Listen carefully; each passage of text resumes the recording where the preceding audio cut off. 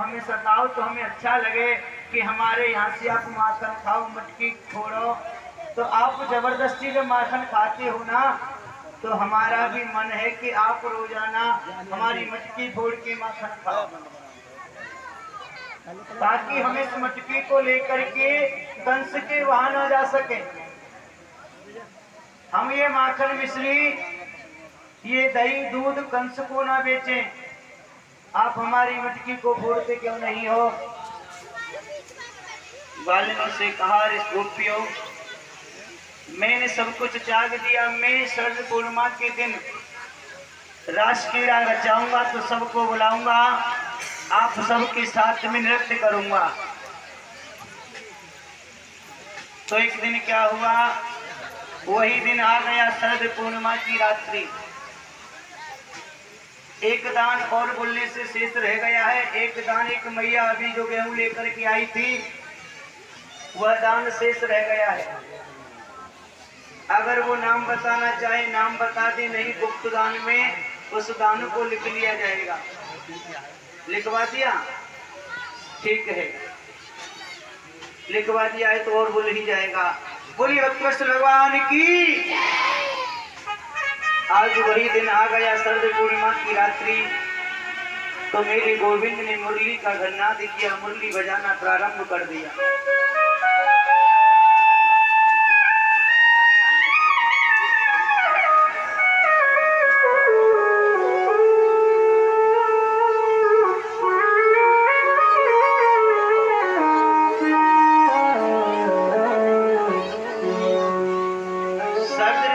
पूर्णिमा है और पूर्णिमा की रात्रि है।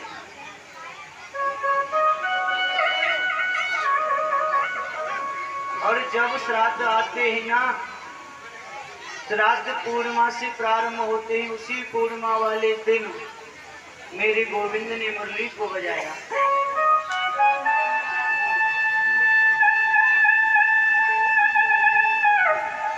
आज उस मुरली की आवाज एक सखी के कानों में पहुंच गई।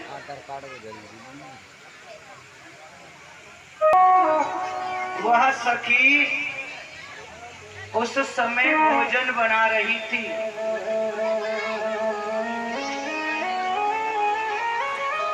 उस सखी ने लोई बनाई।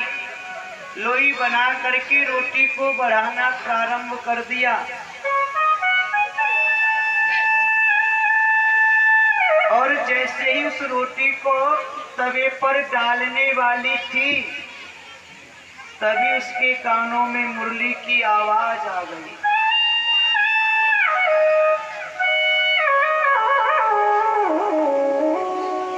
आज वह मुरली की आवाज सुनकर के खड़ी हो गई। रोटी को तवे पर नहीं डाला, अपने हाथ में रोटी को लेकर के चली आई और आ गई कृष्ण के पास।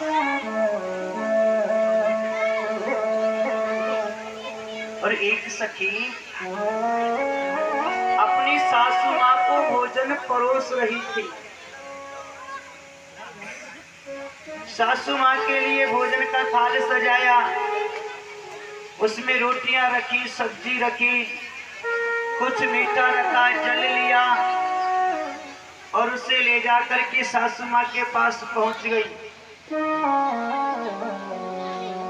जैसे ही अपनी सासू माँ को वह भोजन का थाल रखने वाली थी, तभी मुरली की आवाज उनके कानों में आ गई।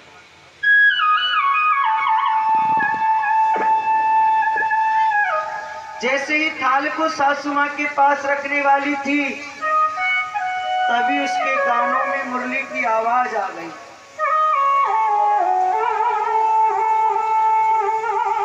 जैसे ही मुरली की आवाज उसके कानों में आई, वह भोजन परोसना भूल गई।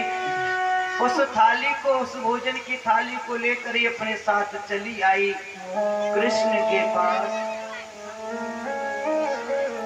एक गोपी तो शयन कक्ष में शयन करने के लिए अर्थात सोने के लिए उसने बिस्तर किया। बिस्तर करके अपने दरवाजे की कुंडी को लगाने के लिए चली आई।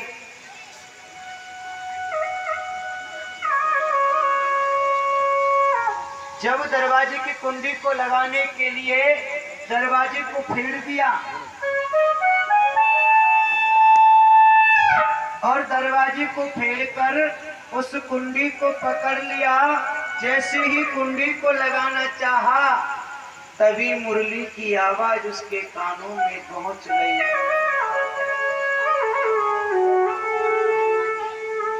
जैसे ही मुरली की आवाज उसके कानों में गई, उस गोपी ने अपने दरवाजे को खोल दिया और चली आई कृष्ण के पास।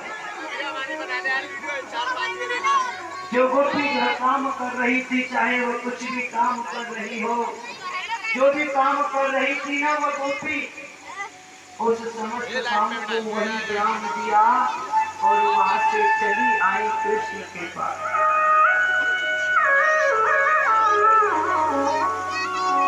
अब तो हर एक गोपी, जो गोपी मुरली की आवाज सुने, वही गोपी अपने काम को वही छोड़ दे और कृष्ण के पास चली आई।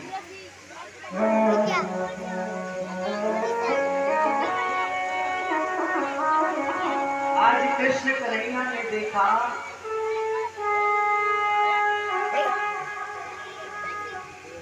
आज कृष्ण कन्हैया ने जैसे ही देखा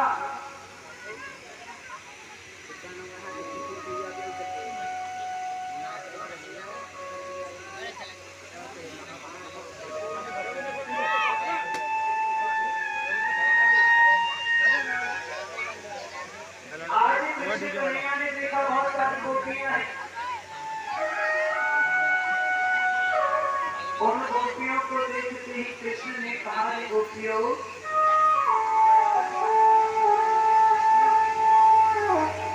स्वागतम वो महाभागा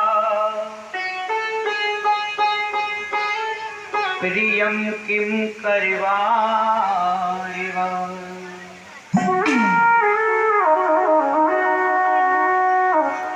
स्वागतम वो महाभागा प्रियम किम करिवारिव। अरे महाभागाओ,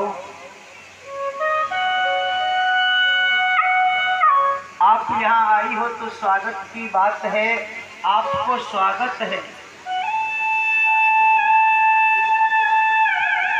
लेकिन आप यहाँ आई तो क्यों आई? प्रियम किम करवारिवा, यहाँ आने का क्या कारण है? और वो भी अर्धरात्रि सम्यक लो ब्रूता गमन कारण।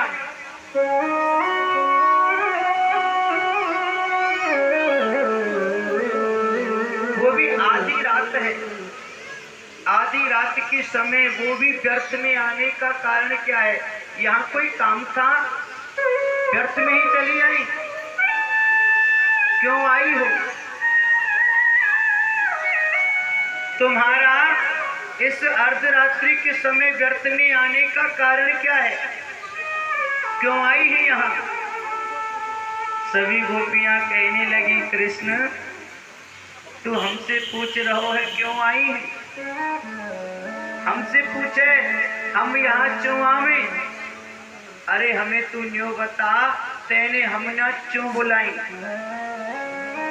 अरे तूने ही तो हमें बुलाया है और बुलाकर हमें पूछ रहा है क्यों आई? हमें बुलावे खुद और खुद ही हमसे पूछे क्यों आई है। जरा ध्यान कर, हम खुद तो से यह पूछे तेने हम क्यों बुलाई? कन्हैया जी कहने लगे, मैंने कब कहा कि आप आओ? मैंने तो नहीं बुलाया। मैंने कहाँ बुलाया आपको? अच्छा अभी तो झूठ बोले, मैंने नहीं बुलाया। अरे तेने मुरली से कहा था ना, तेरी मुरली ने हमसे जाकर के कहा, अरे सखी जल्दी चल, अभी चल, कोई काम मत करे, कृष्ण तो को याद करे, तो को कृष्ण बुला रहो है, तू जल्दी चल।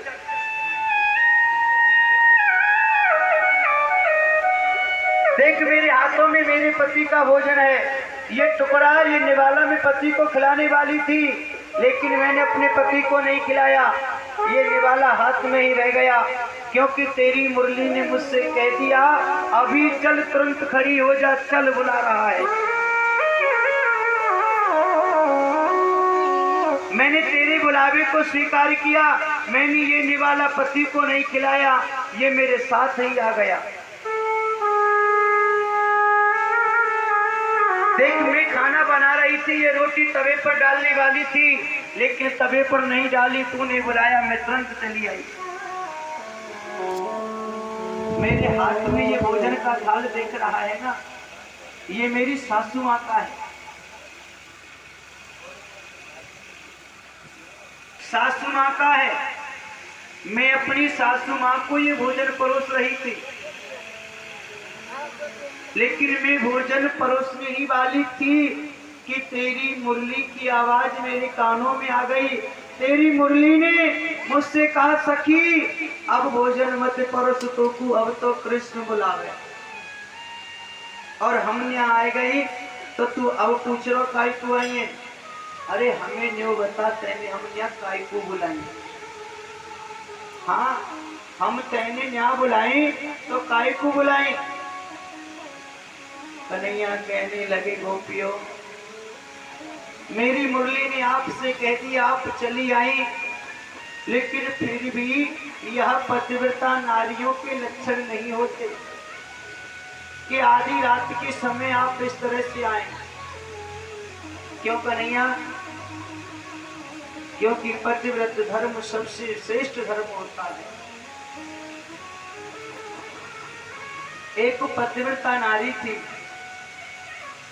और वह पतिव्रता नारी जाति से कुम्हारी थी। कुम्हार को आप जानते होंगे, कुम्हार बर्तन बनाते हैं, अब तो बहुत कम बनाने लगे, लेकिन पहले यही काम करते थे, बर्तन बनाते थे। तो बेचारे उस कुम्हार ने बर्तन बनाए और बर्तन पकाने के लिए एक गड्ढा खोद रखा था। उस गड्ढे में पकाने के लिए बर्तन रख दिए और अब उन बर्तनों में आग जला दी।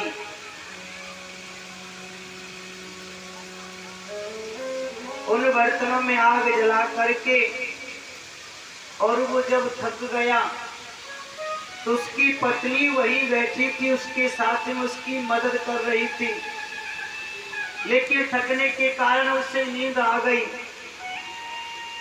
जब उसे नींद आ गई तो वह कुम्हार अपनी पत्नी की गोद में सर रख करके सो गया।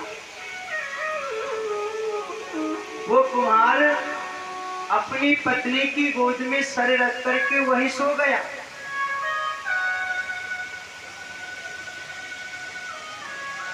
लेकिन एक छोटा सा बच्चा, उस कुम्हारी का मात्र 1.5 वर्ष का बच्चा, उस आग की गड्ढे के पास में ही खेलता खेलता आ गया। जिस आग में बर्तन पकाने के लिए रखे, उसी आग के पास वो बच्चा खेलते खेलते आ गया। और जब वह बच्चा खेलते खेलते आ गया ना, जब वो बच्चा खेलते खेलते आ गया तो उस समय उस पत्नी की नजर बच्चे पर पड़ गई। पत्नी ने देखा मेरा बच्चा, वह कुमारी बच्चे को देख करके रोने लगी कि मेरा पुत्र, और ये खेलते हुए साथ के पास आ गए। कहीं ऐसा न हो मेरा ये बच्चा इस आग में न गिर जाए। मेरो ये बच्चा या आग में न गिर जावे। मेरो लाला नहीं बचेगो। लेकिन मैं कैसे बचाऊं लाला? अगर मैं अब लाला को बचाने के लिए खड़ी होकर जाऊं तो मेरे पति की नींद टूट जाएगी। मेरे पति मेरी गोद में सर रख कर के सो रहे हैं, और अगर मेरे पति की नींद टूट गई तो मेरा पतिव्रत धर्म चला जाएगा, मेरा पतिव्रत धर्म नष्ट हो जाएगा। और अगर मैं बच्चे को बचाने नहीं जाऊं तो कहीं मेरा बच्चा इस आग में न कूद जाए, कहीं मेरा पुत्र इस आग में न गिर जाए। अगर मेरा पुत्र इस आग में गिर गया ना तो वो जल जाएगा, जल करके मर जाएगा मेरा बेटा। मेरा एक ही बेटा है, अभी 1.5 वर्ष का है, कुछ नहीं जानता, लेकिन मैं बचाऊं तो बचाऊं कैसे? अगर मैं पुत्र को बचाती हूं तो मेरा पतिव्रत धर्म चला जाएगा, और अगर मैं पतिव्रत धर्म को बचाऊं तो कहीं ये मेरा पुत्र आग में न गिर जाए, मेरा पुत्र आग में न गिर जाए। वो ऐसा सोच ही रही थी कि उसका पुत्र आग में गिर गए, वो ये सोच ही रही थी कि मेरा पुत्र कहीं आग में न गिर जाए, लेकिन वो पुत्र आग में गिर गया। जैसे ही वो पुत्र आग में गिरा तो आज उसकी आंखों से आंसू निकलने लगे,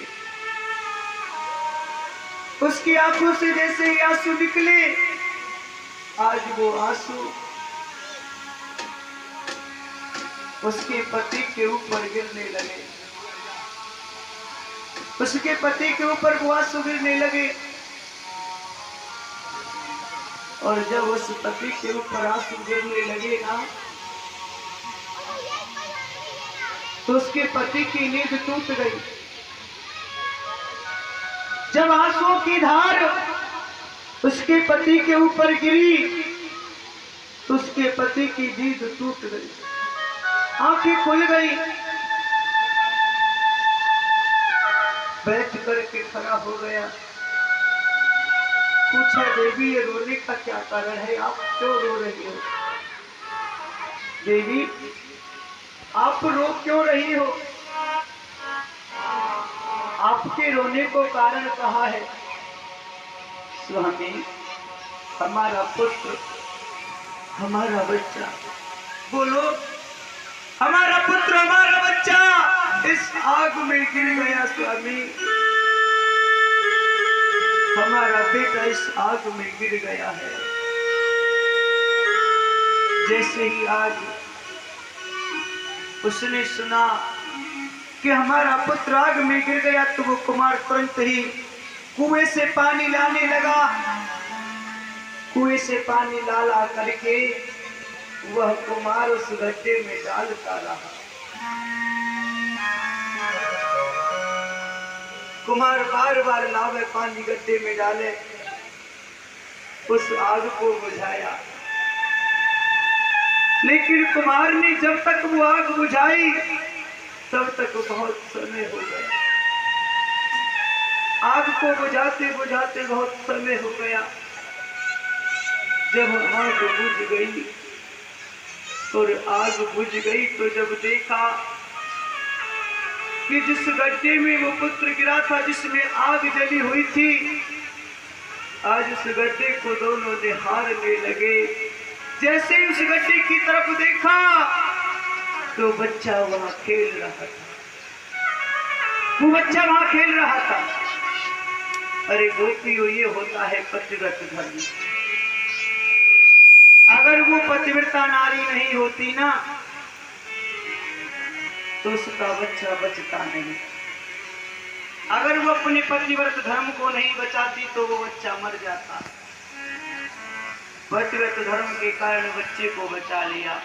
गोपिया के मन लगी, कन्हैया ऐसी कथा हम पे बहुत आम है, जैसी तू सुनावे ना ऐसी 300-400 सुना दे, तू के 10-20 हजार सुना में।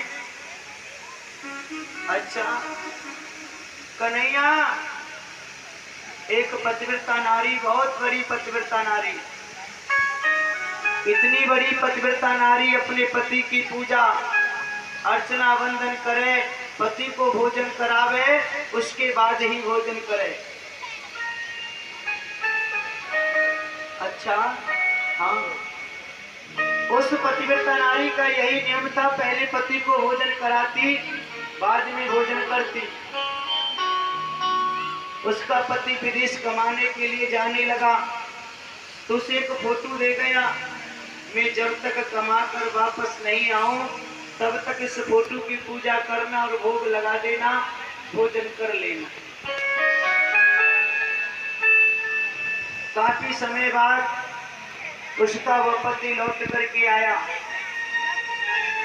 और आकर के दरवाजे की कुंडी को खटखटाने लगा और उस समय वह नारी अपने पति के फोटो की पूजा कर रही है। उस समय वो नारी अपने पति के फोटो की पूजा कर रही है। तो अब हम कन्हैया तो से पूछे, जब उसका वो असली पति आ गया, दरवाजा खटखटा रहा है, देवी दरवाजा खोलिए, तो उस नारी को उस फोटो की पूजा करते रहना चाहिए या असली पति आ गया उसको भोजन करावे? जो असली पति आ गया उसकी पूजा करे या वह फोटो की पूजा करती रहे? कन्हैया के मन लगे, जब असली पति ही आ गया तो फिर फोटो की पूजा क्यों? अरे कन्हैया, यही तो हम तो को पूछे, जब तू संसार में हमारी आत्मा का पति है, तू संसार में सबका पति है, तो हम फिर या फोटो की पूजा काई करें, तेरी न करें? अरे गोपियों ठीक है, आओ अब रास क्रीड़ा करते। रास रचाने लगे। रास में जितनी भी गोपियां थी उसने ही गोविंद हो गए, उतने ही कृष्ण बन गए, एक दूसरे के गल में अदालती हुए नृत्य किया। लेकिन गोपियों को अभिमान हो गया, कन्हैया मेरा है, केवल मेरे साथ है कृष्ण और किसी के साथ नहीं है। जितनी गोपियां थी उतने ही कृष्ण हो गए। अब तो कन्हैया ने सोचा इन गोपियों को अभिमान है गयो है, तो मोहे यहाँ से चलो जाना चाहिए। राधा रानी भी वहां आई, राधा रानी को लेकर के कृष्ण कन्हैया का ध्यान हो गए। अब तो इधर गोपियां रोने लगी, कृष्ण कहाँ गए? कान्हा कहाँ चले गए? अरे तुम्हारे इस व्रज में आने से इस व्रज की शोभा बढ़ गई है, अगर तुम इस व्रज में नहीं आते तो हमारे इस व्रज को कौन पूछता? कृष्ण जब से तुम व्रज में आए तब से हमारे व्रज को वैकुंठ मानते हैं, तब से हमारे व्रज की शोभा वैकुंठ के समान हो गई और आप हमें छोड़कर चले गए। मुरली बजा के मोहना क्यों कर लिया किनारा, मुरली बजा के मोहना क्यों कर लिया किनारा, मुरली बजा के मोहना क्यों कर लिया किनारा, मुरली बजा के मोहना क्यों कर लिया किनारा, फूलों से आए बेटा त्योहार है तुम्हारा।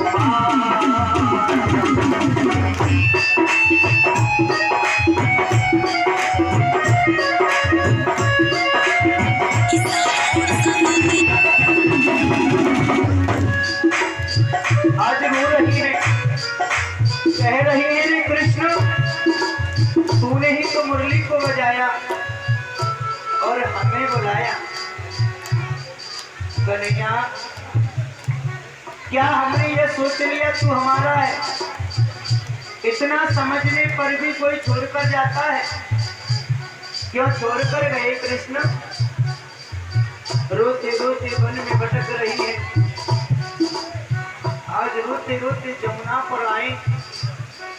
जमुना से आकर कहा, रे बहन, तू तो कृष्ण की पटरानी है, तुझे तो पता होगा ना कृष्ण कहाँ है? जमुना तू ही बता दे वो कान्हा कहाँ गया है। जमुना तू ही बता दे वो कान्हा कहाँ गया है। जरा तू ही बता दे वो कृष्ण गया कहाँ। सब कुछ लेते परीक्षा भी लेते, अब कौन सी राह चले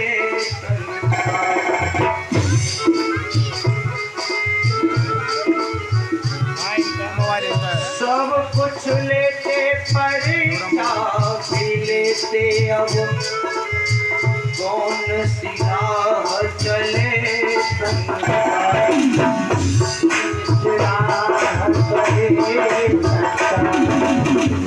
ऐसा मोहक जाल बिछाए भैया, हक कर रह गई बूती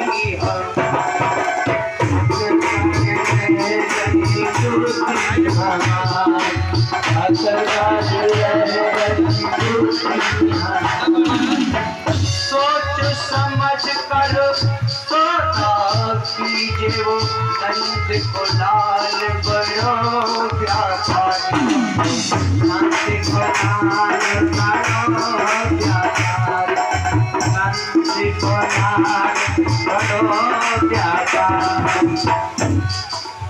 आज जमुना से कह रही है, जमुना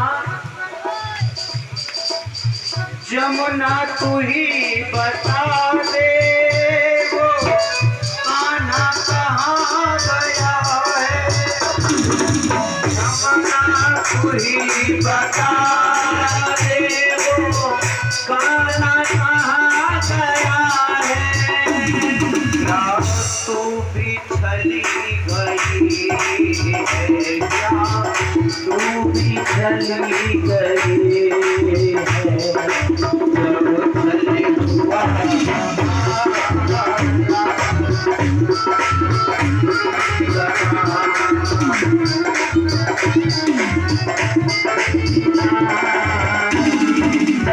मुरली बजा के कर लिया मुरली बजा के आज रो रही है और कह रही है, सितमगर तू इतना सताए चला जा, तू इतना सताए चला जा। अरे सितमगर, तू हमें इतना सताए चला जा जितना तेरा मन हो, लेकिन हमारी एक बात मान ले, लेकिन हमारी एक बात मान ले। सितमगर तू इतना सताए चला जा, इतना सताए चला जा, थोड़ा जरा सा दिखाए चला जा, दिखाए चला जा, थोड़ा जरा सा दिखाए चला जा, थोड़ा जरा सा दिखाए चला जा। नहीं साथ रहने को कहती है तुझसे, नहीं साथ रहने को कहती है तुझसे, नहीं साथ रहने को कहती है तुझसे, नहीं साथ रहने को कहती है तुझसे। अपना जरा सा बनाए चला जा, अपना जरा सा बनाए चला जा, अपना जरा सा बनाए चला जा, अपना जरा सा बनाए चला जा। दिलदार